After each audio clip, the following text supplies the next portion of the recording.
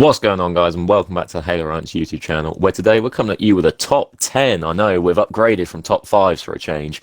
This one's going to be covering the top 10 characters we think need to return in Infinite. Now, just a little disclaimer for this. Obviously, people like Chief, Brohammer, Cortana, realistically, we know they're going to be in there, so they're not included in this list. But this is aiming more at people who could be for narrative reasons, or just as a little, like, saying hello, really. But yeah, let's get into it. So starting off this list, we have Professor Ellen Anders from Halo Wars and Halo Wars 2.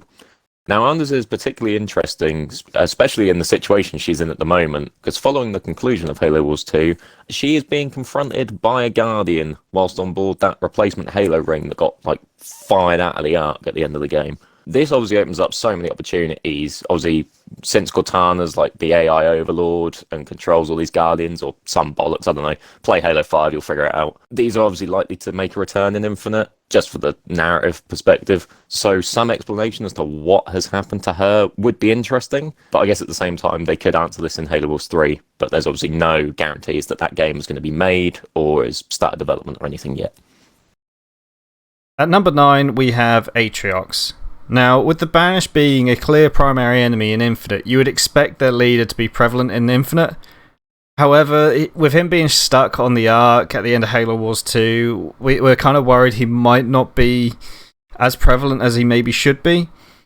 And we can see him being replaced with a more boneheaded brute with a bit less personality and kind of just a bit less interesting than Atrox.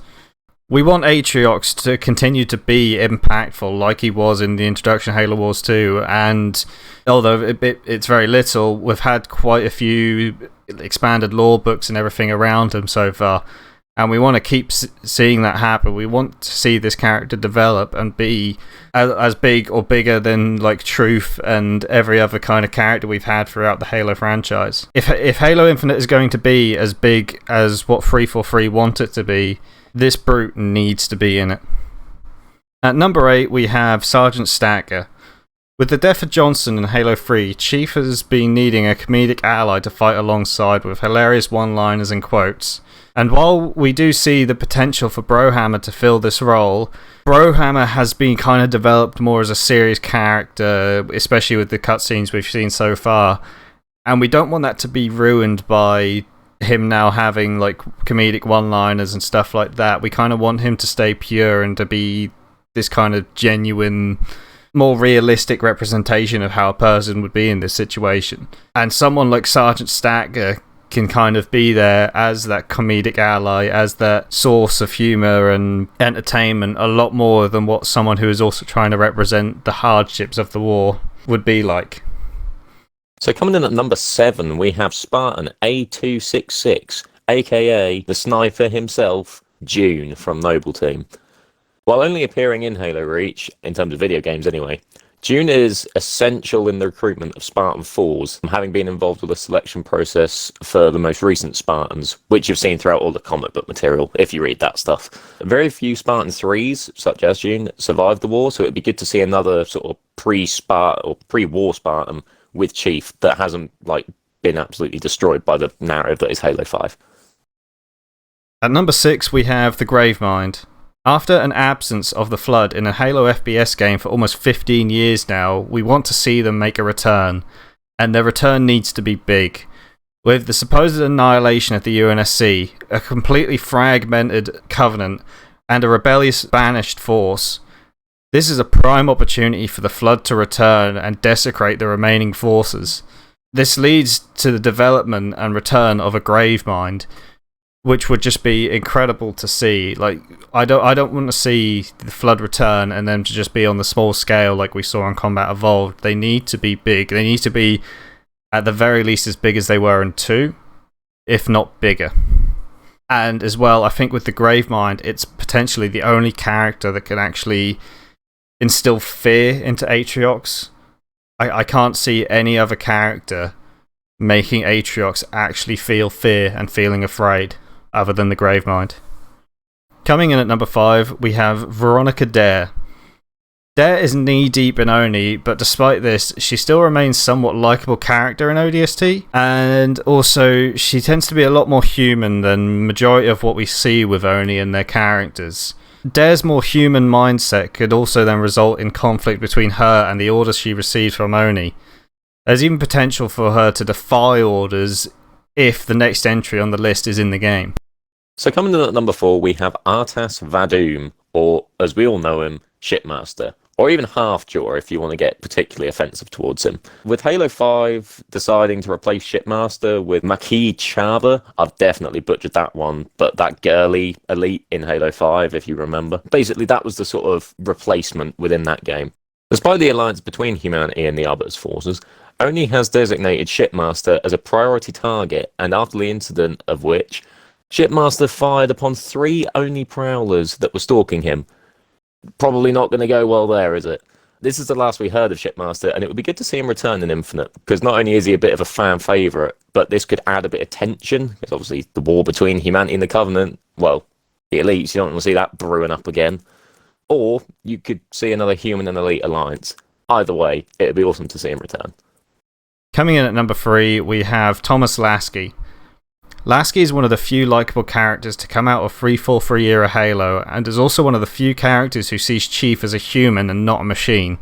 They built him up well as a friend to Chief through Forward Unto Dawn live action show and Halo 4, but he was sort of left as a background character in Halo 5, which we found really disappointing as there is so much potential with Lasky they've still yet to utilise. We want to see this character return in a similar role to Miranda and Lord Hood, but with a more direct relationship with the Chief.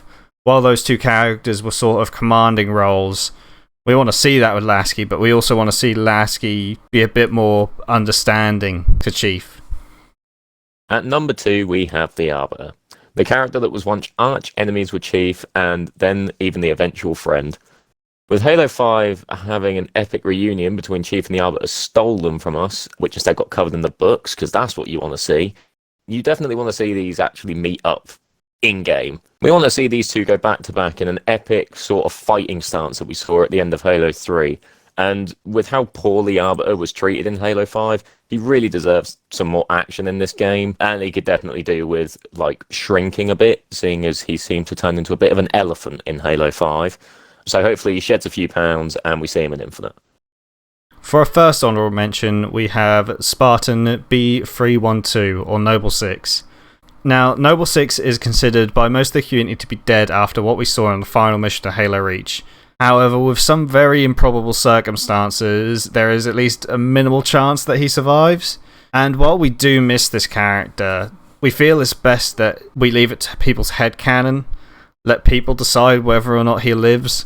And we don't want to see 343 or whatever developer takes over Halo in the future make that decision for us. I think that needs to remain as a headcanon decision amongst players. For our second honourable mention, we have Jameson Locke. Now, this is a bit controversial, but let us explain it a little bit. We absolutely fucking hate this character, just as much as you probably do, and anyone else that's realistically played Halo 5. We only want to see this man in the game realistically so we can get his shit kicked in and just get his ass fucking thrown around the room by that brute that seems to have his helmet on his shoulder. I think it's Hyperius or something. We don't want any sort of success or any sort of triumphant like fight or any sort of, oh, I've sacrificed myself for the rest of Team Osiris. Fuck them all. No. We want him dead. We want him to lose. We want to see him get cut in half, and realistically, that be it. That will do us. Hashtag Locke is dead. That's all we need. Coming in at number 1, we have 2401 Penitent Tangent. Now, this is quite an obscure one, and we don't think many of you guys actually expected us to say this, but just hear us out on this one. The only instance of us hearing from this character is in the interactions with the Halo 2 campaign, where he's been captured by the Gravemind. We have no clue what happened to him after this, and it's very easy that he could be reintroduced to Infinite and be used as a way to represent the effect of the Gravemind on an AI without us having to see it through Cortana. Because the issue with Cortana is she's gone rampant as well, so you don't know what damage has been done through rampancy and what's been done via an AI corruption from the Gravemind.